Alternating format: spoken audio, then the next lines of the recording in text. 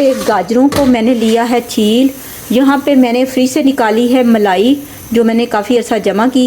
ये मेरे पास आधा लीटर हो गया है दूध। और ये मैं गाजरों को इस तरह से सबसे मोटी तरफ से कश करूँगी। जिस तरफ से बहुत मोटा है ना वो वाला करना है कश। मशीन में भी कर सकती हूँ, लेकिन मैंने कहा कि मोटे वाला जो सबसे ज़्यादा खूबसूरत लगता है, इसलिए मैं सबसे मोटे वाला इनको जल्दी जल्दी से कश करूँगी। वो दूध हमारा बॉयल हो गया, मैं उधर डाल देती हूँ मलाई। और आपने देखना है कि मैं गाजर का हलवा कैसे बनाती हूँ। शोर नहीं करना बेटा। यहाँ पे जो सारी गाजरें हैं इसको मैं इसके अंदर डालकर तो चला दूँगी मशीन, और ये इंशाल्लाह हो जाएंगी फटाफट से कश। अच्छा, गाजरों को जो मैंने कश किया था इसके अंदर पतीले के अंदर कर दूँगी ऐड। और इसके साथ ही मैं डाल दूँगी इसके अंदर चीनी। चीनी अगर एंड पे भी डाली जाए तो बेहतर रहती, वरना अगर शुरू में डाली जाए ना तो ज़्यादा ख़तरा होता है नीचे लगने का। अगर एंड पे डाली जाए तो इतना ख़तरा नहीं होता नीचे लगने का। अच्छा, यहाँ पे ना ये जो मलाई है ना, मेरी गलती ये है कि मैंने पहले नहीं निकाल के रखी।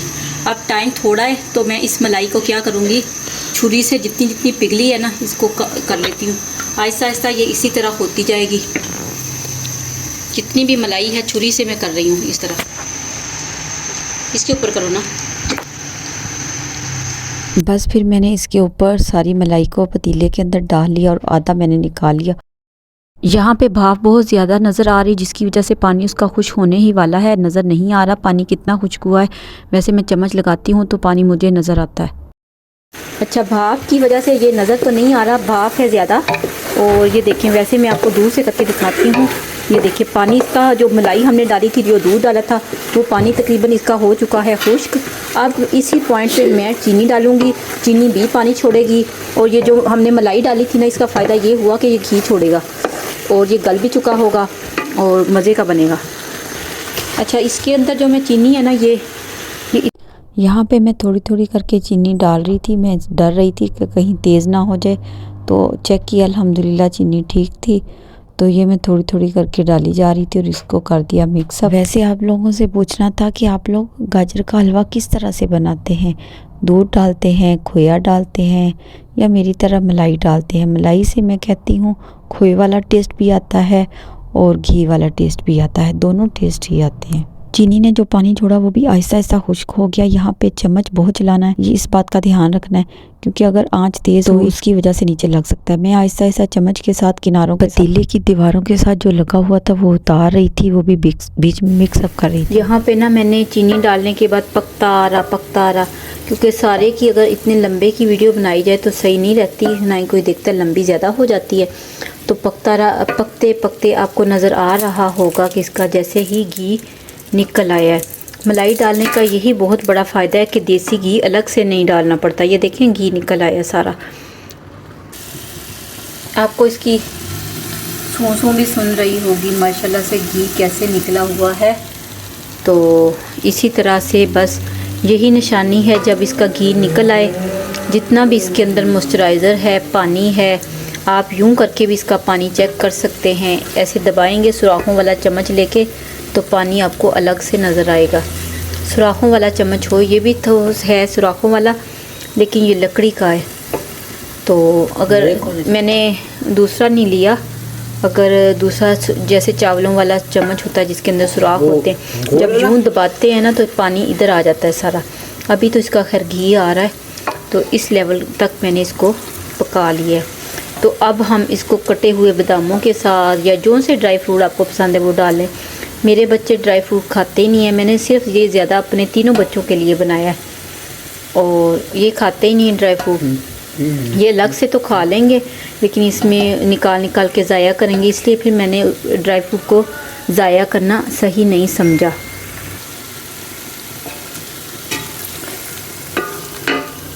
मेरे ससुराल में ड्राई फ्रूट डाले जाते हैं और मेरी सास किशमिश, बादाम, काजू सब चीज़ें डालती हैं, और आधे बच्चे खाते हैं फिर निकाल के साइड पे रखते जाते हैं, फिर मुझे दुख होता है।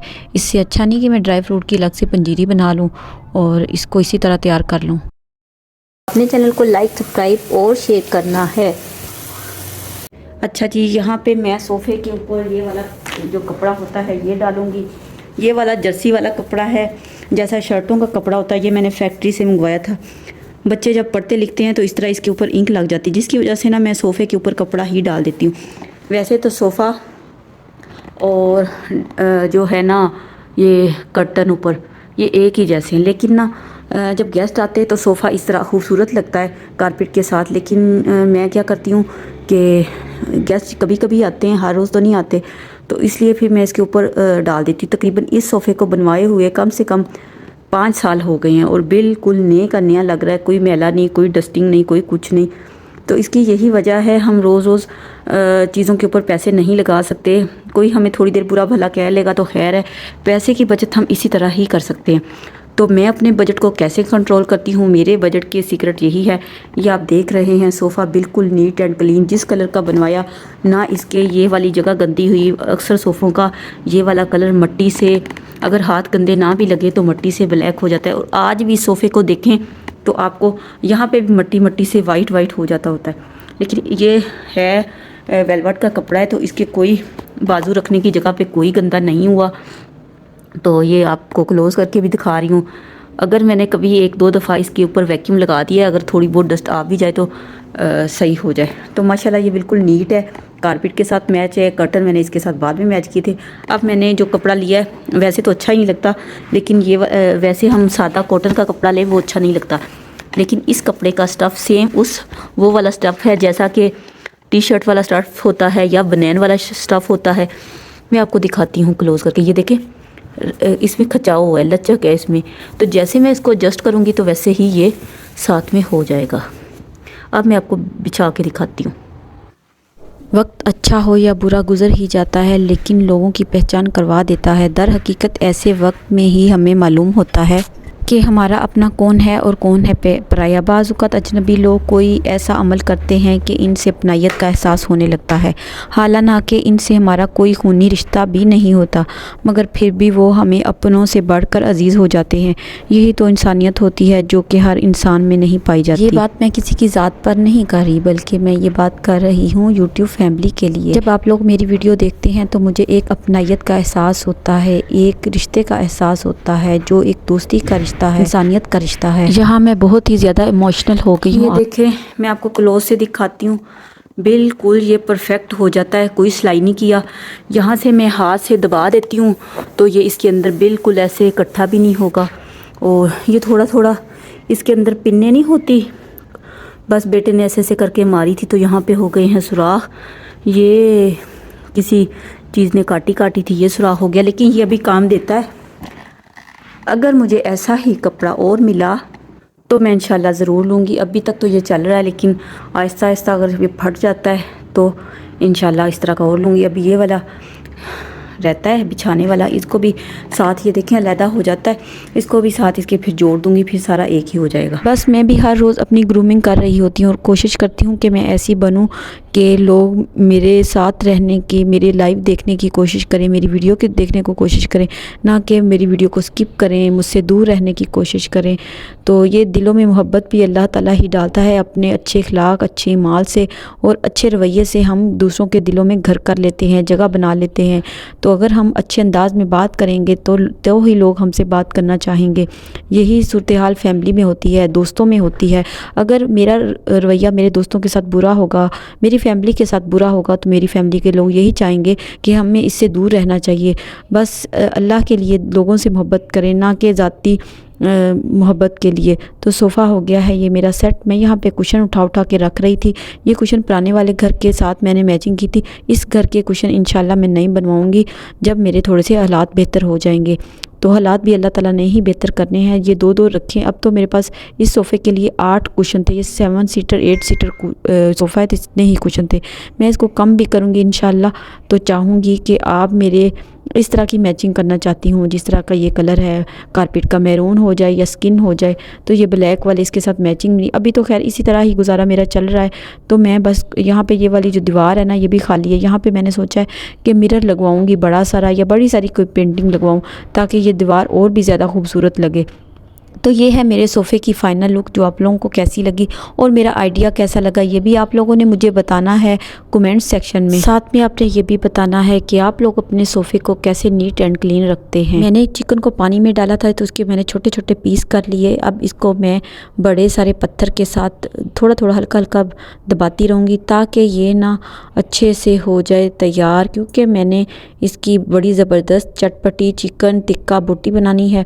तो इस तरह चिकन को ऊपर से किसी पत्थर से या किसी हमर से मारे ना तो उसके जो रेशे होते हैं ना वो बिल्कुल परफेक्ट हो जाते हैं। तो ये खाने में बहुत मज़ा और क्रीमी और जैसे इसके फ़िश नहीं खा रहे होते ऐसा लगता है इसका जायका। तो एक एक पीस को मैं उठा के तो पत्थर के साथ, पत्थर का ये मेरा छोटा सा था, इसको पता नहीं क्या बोलते हैं, खैर मुझे नहीं बोलना आ रहा, तो हम अपनी ज़बान में इसको कुंडी डंडा ही कहते हैं। तो ये पत्थर वाला जो डंडा था ना इसके साथ मैं इसको प्रेस कर रही थी ताकि इसके रेशे अच्छे से हो जाएं। यहाँ पे मैंने इसको कढ़ाई में डाल लिया, साथ में मैंने डाल ली दही थी गाढ़ी गाढ़ी, वो मैंने डायरेक्ट डाल दी। यहाँ पे ना मैंने इसको असल में मैरिनेशन करना था, वो मैंने किया नहीं, बस झटपट से मैं दिन में काम कर रही थी, या तो मैं मैरिनेट करके रखती तो सही था। यहाँ पे मैंने चाट मसाला डाला, उसके बाद मैंने इसके अंदर जर्दा कलर 1 चुटकी डाला, फिर मैंने सोया सॉस डाली, 1.5 चम्मच मैंने चिली सॉस डाली और मुझे आधा चम्मच डालनी थी सोया सॉस। 1.5 चम्मच तो चिली सॉस डाल ली। और जब सोया सॉस डालने लगी तो यहाँ पे मेरी बेटी खड़ी थी बातें कर रही, उसकी तरफ देखते देखते बेध्यानी में ना बोतल ज़्यादा उलट गई, तकरीबन 2 चम्मच के लगभग मुझसे डली सोया सॉस। मैं इतनी परेशान हो गई, फिर मुझे ख्याल आया कि ऐसा करती हूँ कि ना चिकन को निकाल लेती हूँ ऊपर ऊपर से। तो फिर मैंने सिरका भी डाल दिया, चिकन को ऊपर से निकाल दिया, ज़्यादा ज़्यादा सोया सॉस मैंने निकाल दी। चुटकी भर के मैंने नमक डाला, क्योंकि सोया सॉस चिली सॉस और सिरके में नमक था। सिरका मैंने यहाँ पे 2 से 4 चम्मच डाले थे, आधा कप भी डालें, चटपटा बनता है। तो ये पकता रहा आराम आराम से, तो मैं बीच बीच में चम्मच लाती रही। चिकन ने अपना पानी छोड़ा, दही ने अपना पानी छोड़ा। अगर आपने लहसुन अदरक डालना है तो वो भी डाल लें, उससे भी अच्छा और फ्लेवर आता है। लीमू है तो वो डालें, मेरे पास जो चीज़ें अवेलेबल थी मैंने वो सारी चीज़ें डाल दी, चम्मच लाती गई। आखिर में मैंने इसके अंदर 2-3 चम्मच ऑलिव ऑयल डाला। ऑलिव ऑयल की खैर बोतल ही थी, सच्ची मुच्ची में उसमें ऑलिव ऑयल नहीं था, मैंने उसके अंदर दूसरा ऑयल भर के रखा हुआ है। उसका फ़ायदा ये है कि 1-2 चम्मच निकलता है, ज़्यादा ऑयल नहीं गिरता, अचानक से धड़ाम से सारा ऑयल निकल जाता होता है बाज़-औक़ात। तो यहाँ पे मैंने थोड़ा सा ऑयल डाला, बस चम्मच लाती गई। तो ये बिल्कुल, अगर तो आप कर रहे हैं तिक्का तो आप ना ऐसा करें, कोयले का भी थोड़ा सा हल्का सा दम दें तो बड़ी प्यारी खुशबू आएगी। अच्छा, यहाँ पे मेरी बेटी ने कहा कि मामा मुझे बना के दें तिल के लड्डू, तो मैंने यहाँ पे 2 से 4 चम्मच तिल ले लिए। तिल लेने के बाद मैंने उनको हल्का सा ड्राई रोस्ट कर लिया पैन में, खाली, कोई ऑयल नहीं, कोई कुछ नहीं। यहाँ पे ड्राई रोस्ट कर रही हूँ, इतना कर रही हूँ कि हाथ से ही हों ताकि जले ना। तो इस तरह मैं इनको कर रही थी ड्राई रोस्ट। जब हल्के हल्के गर्म होने लगे या इसके अंदर ना तिड़ तिड़ की आवाज़ आएगी या उछल के बाहर आएंगे, तो बस इतने से इनको ड्राई रोस्ट करना है। यहाँ पे साथ ही दूसरी तरफ बन रहा है कावा अजवाइन का, तो वो भी मैं बना के रात को पी लेती हूँ, इससे इन्फेक्शन वगैरह और सोजिश वगैरह ख़त्म हो जाती है। यहाँ पे मैंने शक्कर डाल ली थी, 4 चम्मच तिल के डाले थे तो 3 चम्मच मैंने शक्कर के डाल लिए। तो उसमें मैंने थोड़ा सा पानी डाला कि जिससे शक्कर जो है ना वो सिर्फ मेल्ट हो जाए। तो इतना सा पानी डाला और इसको साथ में मैंने ना हिला लिया। तो स्पून मैंने मीठे वाला लिया था, ऐसा ना हो कि मिर्चों वाला स्पून लें जिससे ना तिल के लड्डुओं के अंदर मिर्चों वाले चम्मच की आए हमक, क्योंकि लकड़ी वाले चम्मच में ये वाला होता है सीन। मीठे चम्मच मैंने अलग रखे हुए हैं, जो सालन बनाने वाले चम्मच है वो मैंने अलग रखे हुए हैं। तो ये आप इस बात का भी ख्याल रखा करें। तो इस चाश को इस हद तक पकाना है कि वो इतनी गाढ़ी हो जाए, थोड़ी देर पकेगी। अब इसकी जगह आप चीनी चाहें यूज़ करें, आप चाहें तो इसकी जगह पे शक्कर यूज़ करें ना। अगर आपने स्टीविया में बनाने हैं तो फिर वो उसका तो मुझे खैर कोई इतना पता नहीं, चीनी और शक्कर गुड़ कोई भी चीज़ ले सकते हैं। शक्कर मैं इसलिए करती हूँ, इसकी चाश ना फ़ौरन बन जाती है, बहुत जल्दी इसकी चाश बनती है शक्कर की, तो इसलिए बस मैंने शक्कर यूज़ कर ली। इसको मैंने ना यहाँ पे मिक्स कर लिया और मैंने इतना इंतज़ार किया कि ये ठंडे हो जाए। यहाँ पे मेरी दादी अम्मा और मेरी अम्मी देसी घी लगाया करती थी, तो अगर घी आपके पास देसी घी नहीं है तो डालडा भी लगा सकते। ये असल में थोड़े थे। यहाँ पे मेरा हाथ जल गया, हाथ इतना गर्म, तब मैंने फट से प्लेट में रखा, हाथ की मेरी हथेली जल गई, सुर्ख हो गई। खैर ये तो मैंने बनाने थे, ऐसा तो नहीं कि इनको ठंडा कर लेती। मैंने इनको इस साइज़ के बनाए, जैसे रेवड़ियाँ नहीं बनाते इस साइज़ के बनाए। मैंने कहा अगर लड्डू बनाऊंगी एक तो एक ही लड्डू वो किस किस को दूंगी। मैंने छोटी छोटी सी रेवड़ियाँ टाइप की बना ली, शक्कर की रेवड़ियाँ बन रही थी यहाँ पे। ये सबसे ब्राउन शुगर सबसे बेस्ट होती है, गुड़ उससे भी ज़्यादा बेस्ट है, क्योंकि ये घर के बने होते हैं, इनमें केमिकल थोड़ा यूज़ होता है इसलिए। तो फिर बस मैंने इसी का बनाती गई आराम आराम से। ये देखे चिपक रहा है, इस तरह गूंद जैसे गम होती है उस तरह चिपक रहा है। ये बस आपने इस बात का ख़ास ख्याल रखना है कि आपकी जो है ना चाशनी वो अच्छी से बने। ऐसा ना हो कि चाशनी अगर गलत होगी तो फिर क्या होगा कि फिर नहीं काम सेट आएगा। तो ये चाशनी बनाने का मेरा अंदाज़ ठीक था। मैं यहाँ पे लाइव भी कर रही होती हूँ तो एक भाई साहब कह रहे थे कि आपने ना जो गलत है वो अपने आप को कह रहे थे कि मैं ठीक हूँ। मैंने कहा ठीक है भाई, आपका अपना अंदाज़ है, मेरा अपना अंदाज़ है, मैंने कौन सा किसी से जंग जीतनी है। तो जो भी अपने घर में बनाता है अच्छे तरीके से ही बनाता है, कोई जंग जीतने वाली बात नहीं है। तो ये मेरी रेवड़ियाँ बन रही है। यहाँ पर मेरा कैमरा पता नहीं क्यों ब्लर हो रहा है बार बार, मुझे इस बात की समझ नहीं आ रही थी, या तो इसके ऊपर कोई चिकनाई वाला हाथ लग गया था या कुछ हो गया था। तो इस बात का मुझे नहीं समझ के क्यों ऐसा हो रहा था। ये बहुत प्यारी और बहुत ही क्रिस्पी बन गई थी। और ये नहीं था कि मैंने एक दफ़ा बना ली और पूरा हफ्ता निकल जाए, ऐसी बात नहीं थी। ये रेवड़ियाँ मैंने बनाई थी और हमने रात को ही सबने मिलजुल के खा ली। इससे क्या होता है, जब कपड़े धोए ना सर्दियों में पानी में सारा दिन हाथ डालें तो इस तरह की कोई अंडा या तिल के लड्डू रात को खा लेने से ना सर्दी कम लगती है। मुझे तो वैसे ही सर्दी ज़्यादा लगती है, आम लोगों की निस्बत मुझे बहुत ज़्यादा सर्दी महसूस होती है। तो यहाँ पे बस मैंने तिल के लड्डू कर लिए थे तैयार। और बाकी जो पैन बचा था उसका भी मैं आपसे ट्रिक शेयर करती हूँ कि पैन को मैंने किस तरह, उसके अंदर से मैंने तिल किस तरह उतारे। वो मैंने हल्का सा गर्म किया, तो गर्म करने के बाद मैंने उसको आराम आराम से जो भी थे मैंने सारा खा लिया। आपने बताना है कि आपको रेवड़ियाँ पसंद है या तिल के लड्डू पसंद है। ये वाली जो रेवड़ियाँ हैं ये शक्कर की बनी है और रेवड़ी के अंदर से बिल्कुल चाश होती है और बाहर से होते हैं तिल। लेकिन ये वाली रेवड़ी बिल्कुल तिल के लड्डू जैसी थी, अंदर और बाहर दोनों तरफ से तिल ही तिल थे। ये कह लें कि छोटे छोटे तिल के लड्डू थे रेवड़ियों के साइज़ के। तो इस तरह आपने मेरे चैनल को लाइक भी करना है, सब्सक्राइब भी करना है, और आप मुझे ये बताएं कि आप वीडियो कहाँ से देख रहे हैं। बहुत प्यारा लगता है जब आप ये वाली बात बताते हैं।